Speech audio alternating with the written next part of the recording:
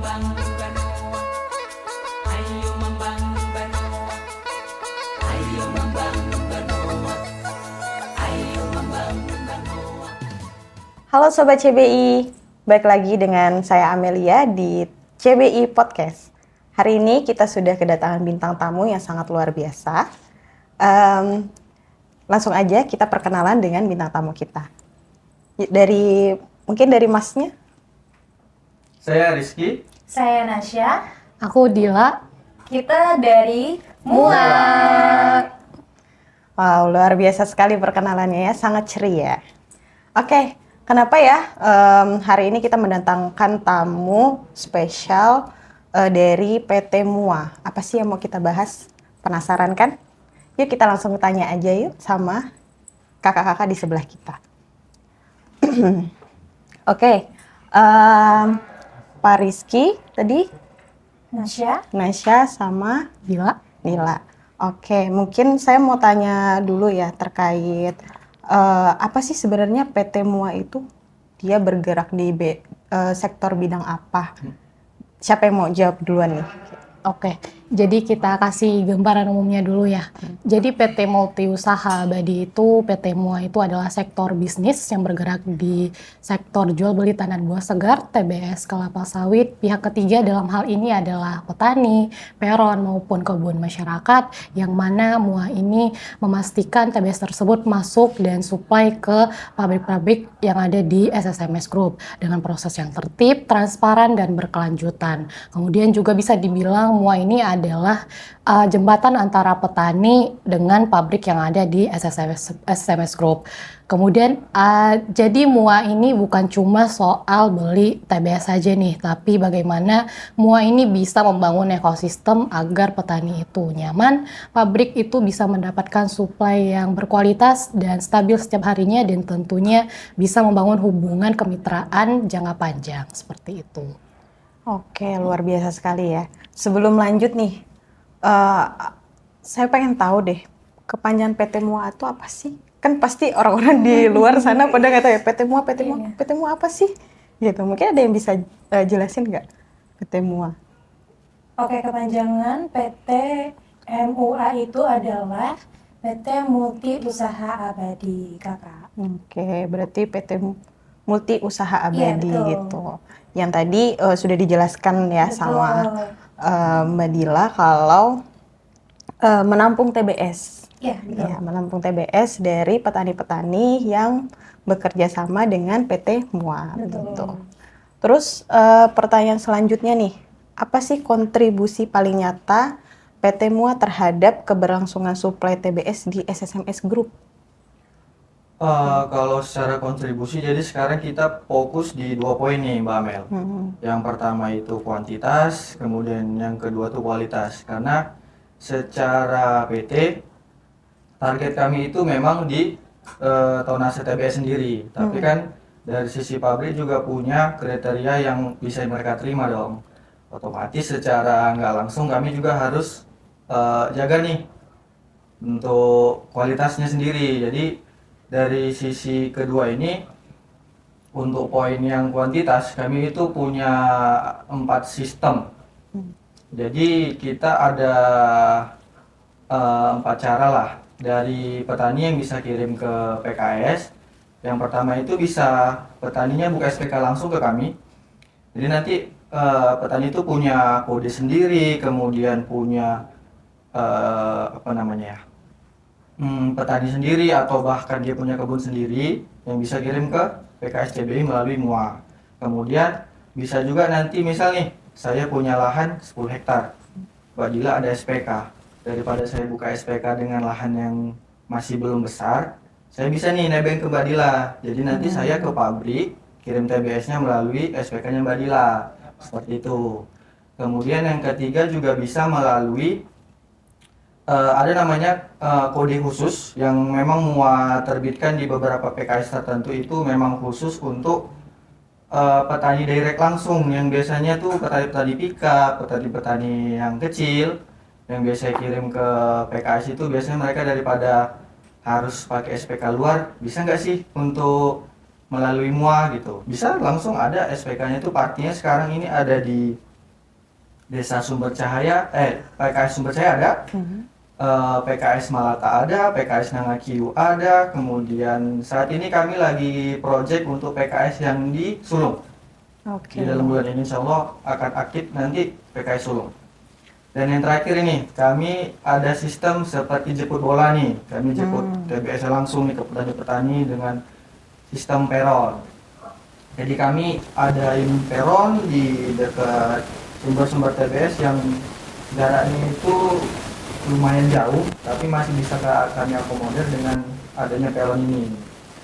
Seperti itu. Kemudian dari sisi kuantitas melalui pacar tadi, kemudian dari sisi kualitas kami juga sering ajak nih tim dari QC PKS untuk grading bersama. Jadi kayak di bulan lalu di Desember kita udah grading bersama di peron dengan kriteria yang sesuai dengan kriteria pabrik. Kemudian nanti di awal bulan di bulan ini juga kita kemungkinan ada lagi di peron. Insya Allah nanti di peron paling jauh kita yang di Kobar, yang di Aminjaya, yang itu perbatasan dengan Kabupaten Seruyan. Insya Allah bulan ini kita akan project dan nanti juga bakal dari sisi PKS juga akan kita coba sosialisasi lagi karena kan dari sisi PKS kan lebih luas cakupannya. Seperti itu, Mbak. Oke, baik. Berarti untuk PT MUA ini menerima untuk seluruh petani aja ya? Seluruh. Bebas aja Bebas gitu kan? doang. Berarti kalau misalnya nih ada orang yang di luar PT MUA atau SSMS Group, nah itu pengen jual TBS-nya ke PT MUA bisa aja ya Bisa. berarti? Bisa. Tidak ada kriteria Tidak. tertentu berarti ya? Yang penting bawa sawit kami terima. Oke, baik. Keren loh ini untuk menampung petani-petani kita yang mungkin kesusahan atau bingung mau jual kemana gitu kan. Jadi PT MUA ini sebagai wadah lah bahasanya gitu ya. Ya, jembatan, betul sekali. Oke, tadi kan juga menyinggung soal sosialisasi nih. Nah, saya pengen tahu deh, sosialisasi apa aja sih yang sudah dilakukan PT MUA? Mungkin bisa dijelaskan sosialisasinya itu seperti apa gitu? Untuk saat ini ya Mbak Mel yang udah kami jalankan yang pasti bakal fokus kami secara rutin yang bakal itu kami terus kami kerjakan yaitu tentang kualitas. Karena itu menjadi poin utama karena secara kualitas itu kita harus jaga. Kenapa? Karena kalau misalnya kualitas olah yang diolah sama PKS SSMS itu kualitasnya rendah, otomatis kan nanti rendemennya nggak dapat nih. Oke. Itu juga berdampak pada harga beli yang PKS kasih ke kami. Nah, jadi kalau misalnya kita mau harga bagus, ya kita harus kirim buah yang paling bagus. Nah, treatment dari MUA sendiri apa nih? Bukan hanya sebagai mediator antara PKS dan petani, kami juga sebagai secara umumnya kami juga ini deh jadi jembatan nih antara ketentuan yang udah ditentukan sama PKS akan kami infokan ke petani sebagaimana mereka bisa dapat sesuai pemahaman mereka karena kan secara pemahaman PKS itu kan ada kalimat-kalimat yang mungkin dari sisi petani agak susah nih dimengerti. Nah, kami coba jelaskan secara sederhana apa itu buah yang matang seperti apa, buah yang mentah seperti apa, kemudian buah yang tidak layak untuk dikirim seperti apa. Jadi nanti setelah ada sosialisasi ini, harapan kami itu ada perubahan dari sisi panennya sendiri, Mbak Mel. Oke. Itu. Kemudian juga menambahkan juga Pak Mel, jadi beberapa sosialisasi dan treatment terkait edukasi kita itu ke petani itu udah ada kita lakukan di beberapa pabrik dan juga beberapa peron di PT MUA. Yang pertama itu kita sudah lakukan di PKS Sulung yang pertama kali perdana. Di sana kita melibatkan dari pihak masyarakat umum yang punya kebun, yang punya lahan, petani-petaninya, supplier-supplier yang sudah bermitra dengan MUA. Kemudian kita melibatkan pihak PKS, QC, dan juga stakeholder lainnya. Jadi di sana tujuan kita adalah dalam hal sosialisasi sekaligus kita mengedukasi kepada petani bagaimana sih pengolahan kebun itu yang baik sehingga menghasilkan standar kualitas yang baik seperti itu. Selain di PKS Sulung, kemarin juga kami melakukan di PKS Kanamit di Regional 4. Di sana juga cukup antusias petani-petani atau mitra-mitra kami yang bergabung di sosialisasi tersebut, sehingga dengan adanya kegiatan sosialisasi dan edukasi ini para petani bisa memahami permintaan atau standar kualitas yang diminta oleh perusahaan itu agar petani bisa mengirimkan buahnya itu seperti apa. Nah, di sana para petani bisa memahami dan bisa teredukasi juga seperti itu, sehingga outputnya nanti adalah menghasilkan standar buah yang sesuai dengan standar perusahaan seperti itu. Oke, keren banget loh ini. Berarti petani-petani itu bukan cuma sekedar oh aku jual nih TBS-nya, tapi juga dapat ilmunya. Gimana sih cara merawat kebun mereka supaya sesuai dengan standar dari PKS kita seperti itu kan ya. Oke, terus kalau menurut Mas dan Mbak nih, apa sih dampak besar keberadaan PT MUA bagi kesejahteraan petani kita? Mungkin ada yang mau jawab duluan? Mungkin kalau dampaknya itu cukup bisa dirasa sebenarnya, karena dari sisi yang tadi saya disampaikan sama Mbak Dila juga terkait ilmu baru nih, karena kan petani taunya tanam sawit, panen, sama bersih-bersih dikit. Nah, dari sisi itu juga kami kadang minta bantu nih sama timnya QC, kemudian stakeholder lain yang kayak tim kebunnya SSMS. Gimana sih merawat kebun yang lebih baik gitu. Jadi nanti dari sisi petani juga ada perubahan, bisa sedikit banyaknya ngikutin gimana sih seperti perawatannya kebun dari perusahaan gitu kan. Kemudian bisa mengikuti kualitas panen yang seperti apa gitu. Kemudian kalau misalnya dampak lain tuh seperti jika ada nih, kayak petani kan kadang mereka ada keluhan nih. Contoh kecilnya seperti, Pak, gimana ya kok hari ini tumben antrian itu panjang gitu. Kenapa ya? Biasanya tuh saya jam 3 sore, jam 4 sore udah pulang nih. Nah, biasanya tuh kadang kami tuh dari MUA konfirmasi dari ke pabrik yang dituju. Jadi mereka itu biasanya kalau secara simpelnya sih, kalau misalnya kendala seperti itu tuh Mbak Mel, kendalanya nggak ruwet sebenarnya, karena misalnya tuh kalau misal antri panjang tuh umumnya nih petir. Kalau misal petir tuh pasti timbangan kita matikan, karena kan pabrik juga takut nih kalau konslet, karena kan timbangan tuh juga mahal kan Mbak Mel.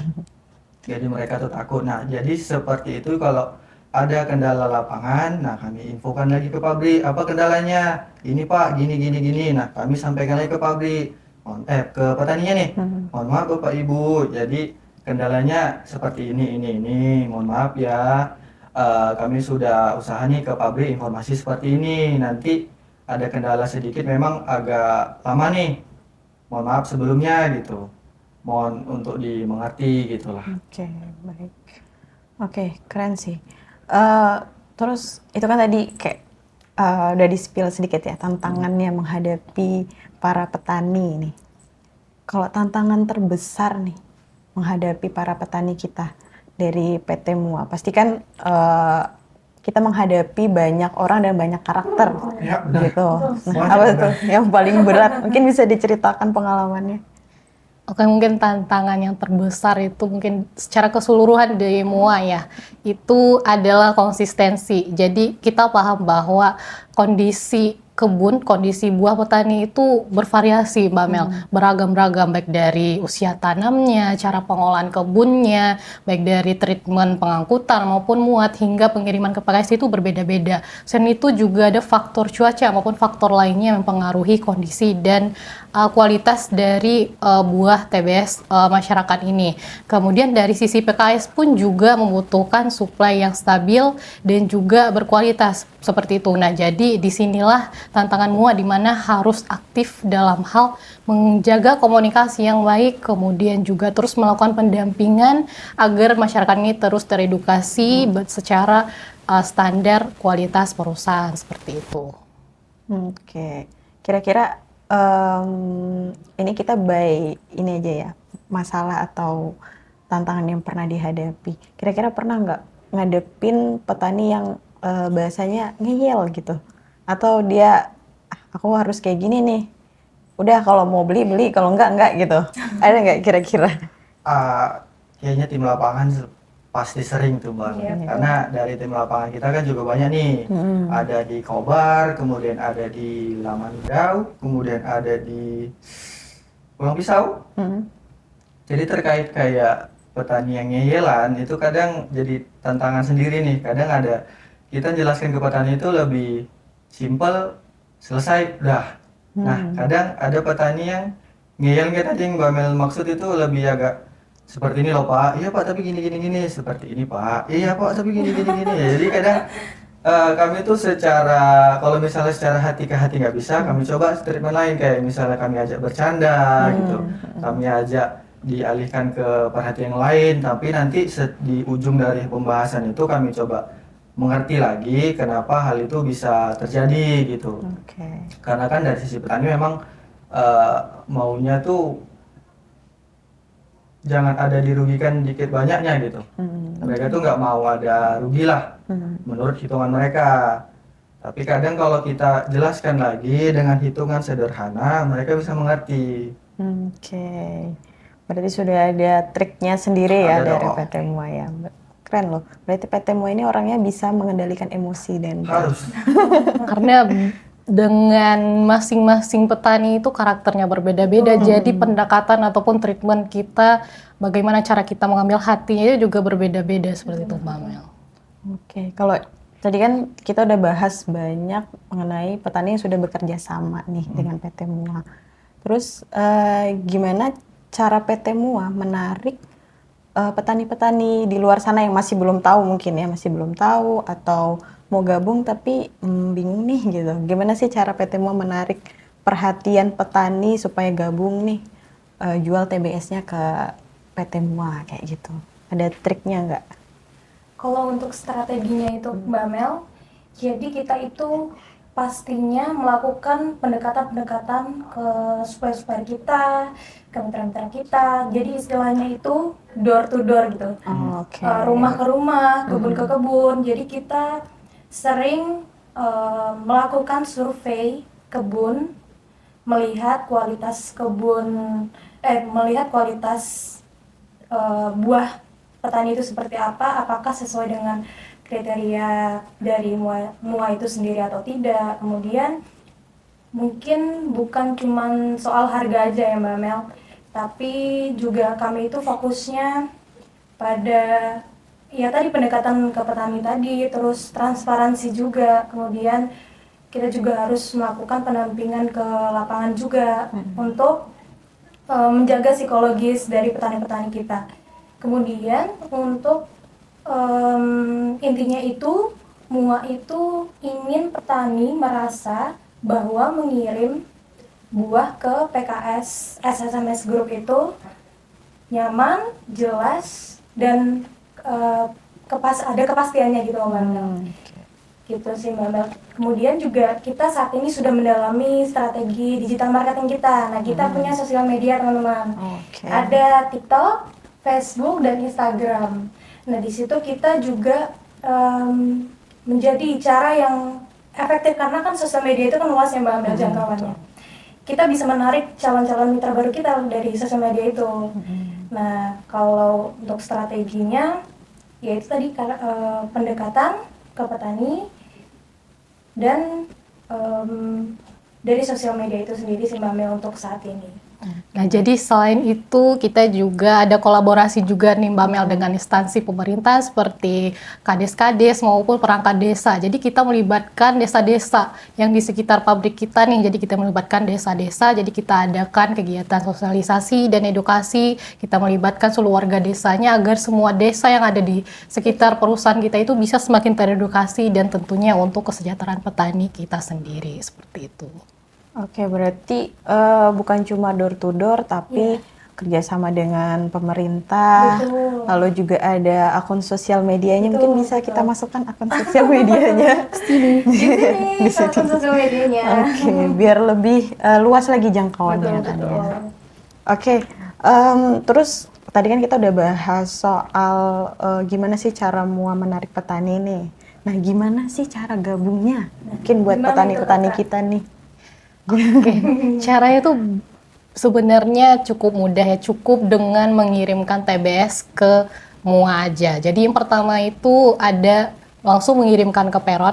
Jadi ada 4 sistem kemitraan atau 4 cara bagaimana Bapak Ibu petani atau mitra mengirimkan TBS-nya melalui MUA. Yang pertama itu melalui peron PT MUA. Peron PT MUA ini untuk sekarang ada 5 dan coming soon juga ada beberapa peron lagi yang lagi on progress dibangun. Yang pertama itu ada di peron Simpang Runtuh, yang kedua peron Medang Sari, yang ketiga peron Amin Jaya, kemudian yang keempat peron Sematu Jaya, dan yang kelima peron Prigi Jaya Raya yang ada di Prigi. Nah, jadi TBS Bapak Ibu itu bisa dikirimkan melalui peron PT MUA, itu yang pertama. Kemudian yang kedua bisa melalui SPK atau DO pribadi. Nah, jadi Bapak Ibu mitra yang sudah mempunyai SPK bisa langsung mengirimkan TBS melalui SPK atau DO-nya pribadi itu ke PKS. Kemudian yang ketiga juga bisa melalui surat jalan atau DO dari mitra MUA itu sendiri, yang dimana kalau seperti yang sudah dijelaskan Mas Rizky sebelumnya, semisal Bapak Ibu mitra belum ada mempunyai SPK atau DO pribadi atau surat jalan pribadi, bisa menggunakan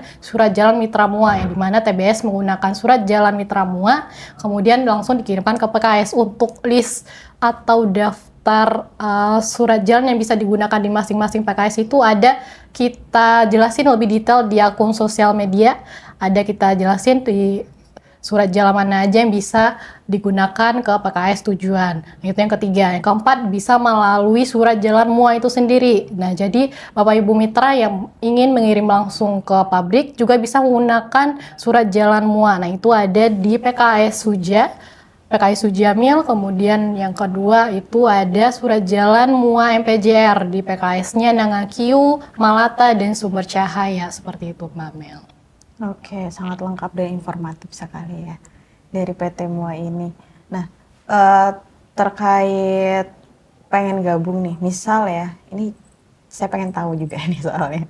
Misal, itu rahasia. Waduh. Misal saya pengen jual nih ke PT MUA, tapi cuman punya lahan 1 hektar dan buahnya itu nggak terlalu banyak. Kira-kira masih diterima nggak sih? Atau ada standarnya harus berapa gitu? Tidak dong. Enggak ya. Berarti Kita seberapapun kilogram yang mau dikirim, kami sangat menghargai itu, Mbak Amet. Mau itu dia langsung ke PKS atau itu nanti ke peron kami, itu pasti kami akan terima. Kalau memang nanti dari PKS-nya ada kendala, kami coba bantu. Kemudian kalau ada kendala di peron kami sendiri, mana tahu nanti mungkin dari kami yang di kantor pusat bisa bantu. Oh gitu ya, berarti tidak ada Tidak dong. minimal, maksimal segini, minimal segini gitu. Yang penting buahnya bagus. Oke. Buahnya bagus sesuai dengan kualitas Kriteria. PKS baiknya ya. Oke, mungkin pertanyaan terakhir ya sebelum kita akhiri. Kayaknya seru banget nih hari ini. Saya dapat ilmu baru soalnya. Kalau ada nggak pesan dan kesan buat para petani kita atau supplier kita atau stakeholder kita untuk PT MUA? Oke, pesan dari MUA itu sederhana aja sih, Mbak Mel. MUA itu tidak bisa berjalan sendiri. Kami sangat menghargai kepercayaan Bapak Ibu petani, supplier, mitra, dan seluruh stakeholder mitra MUA. Mari kita terus menjaga komunikasi yang baik, saling terbuka, dan membangun kemitraan yang sehat. Nah, harapannya kita bisa tumbuh bersama dalam ekosistem dan semangat kolaborasi serta kerjasama yang kuat dan berkelanjutan. Ya, karena apa, guys? Kerjasama kuat, hasil hebat, kualitas terjaga, petani sejahtera. Keren. PT MUA ini sangat semangat loh. Semangatnya luar biasa ya. Karena udah mencari orang aja udah sangat luar biasa. Mencari petani udah sangat luar biasa. Apalagi cuman bicara di depan sini kan. Oke Sobat CBI, kita tadi sudah panjang lebar bersama rekan-rekan kita dari PT MUA. Sangat menarik dan sangat informatif untuk supplier-supplier di luar sana atau petani-petani di luar sana yang masih belum tahu PT MUA atau belum tahu mau jual TBS-nya kemana. Bisa langsung ke PT MUA. Selain menjual langsung ke peron, bisa langsung apa aja nih Mbak dan Mas? Oke, jadi cara yang paling konvensional itu datang ke peron MUA langsung, ngobrol dengan tim kami, tim lapangan kami, atau juga teman-teman bisa langsung cek sosial media kita, namanya adalah @multiusahabadi. Nah, Facebook, TikTok, Instagram, teman-teman kalau belum di follow. Nanti kalau misalkan ada pertanyaan tentang MUA boleh ditanya di DM kita, di komen kita. Nanti kita pasti akan respon teman-teman semua. Oke, gitu aja kakak. Oke, terima kasih. Jangan lupa di follow ya guys untuk akun sosial media PT MUA tadi. Lalu juga bisa langsung dikirim langsung ke peron PT MUA yang tersebar di beberapa daerah di Kota Waringin Barat. Jangan lupa like, komen, dan subscribe. Tunggu konten-konten kita selanjutnya ya. CBI Podcast, karya nyata untuk negeri. Bumi pertiwi terbentang luas, menanti uluran tangan kita, semaikan benih